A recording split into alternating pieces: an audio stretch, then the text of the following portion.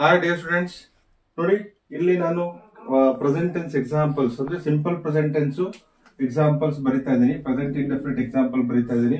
So first example, I eat a mango. So I eat a mango subject verb object ಅಂದ್ರೆ ನಾನು ಒಂದು ಮಾವಿನನ್ನು ತಿನ್ನುತ್ತೇನೆ. ಇಲ್ಲಿ ನಾನು ಏನು ಮಾಡುತ್ತೇನೆ ಅನ್ನೋದು ಗೊತ್ತಾಗ್ತಾ ಇದೆ. ಸೊ ಪ್ಯಾಸಿವ್ ಮಾಡಬೇಕಾದ್ರೆ mango is eaten by me. I eat a mango is eaten by me. So formula ನಿಮ್ಗೆ ಗೊತ್ತಿದೆ. ಆಬ್ಜೆಕ್ಟ್ ಮೊದಲಿಗೆ ಬರಬೇಕು, ನೆಕ್ಸ್ಟ್ ಟು ಬಿ ಬರಬೇಕು, ನೆಕ್ಸ್ಟ್ ವರ್ಬ್ 3 ಬರಬೇಕು, next by, next subject. So ಈ ಫಾರ್ಮುಲಾನ ನೀವು ಫಾಲೋ ಮಾಡಿದ್ರೆ ಖಂಡಿತ ಪ್ಯಾಸೇಜ್ ಮಾಡಬಹುದು. Object to be verb 3 by subject ಬರಬೇಕು. So I eat a mango ಅಂದ್ರೆ ನಾನು ಒಂದು ಮಾವಿನ ತಿನ್ನುತ್ತೇನೆ, ಒಂದು ಮಾವಿನ ನನ್ನಿಂದ ತಿನ್ನಲ್ಪಡುತ್ತದೆ.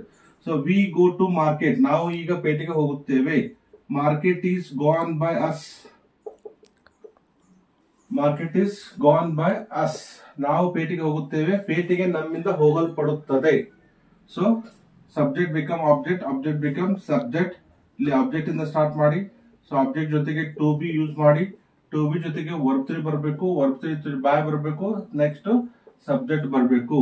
ಸೊ ವಿ ದ ಆಬ್ಜೆಕ್ಟ್ ಏನಪ್ಪಾ ಅಂದ್ರೆ us. Okay, we by us ಅಂದ್ರೆ ನಾವು ನಮ್ಮಿಂದ ಅಂತ ಆಗುತ್ತೆ. Next he place cricket. ಇಲ್ಲಿ ಪ್ಲೇಸ್ ಅಂತಿದೆ. ಯಾಕೆ ಈ ಪ್ಲೇಸ್ ಅಂತಂದ್ರೆ ಥರ್ಡ್ ಪರ್ಸನ್ ಸಿಂಗುಲರ್ ಇಂದ ಈ ಶೀಟ್ ಗೆ ಎಸ್ ಅಥವಾ ಎಸ್ ಪ್ರತ್ಯಯ ಬರಲೇಬೇಕು. ಈ ಪ್ಲೇಸ್ ಕ್ರಿಕೆಟ್, ಅವನು ಈಗ ಕ್ರಿಕೆಟ್ ಆಡುತ್ತಾನೆ. Cricket is played by him. Cricket is played by him.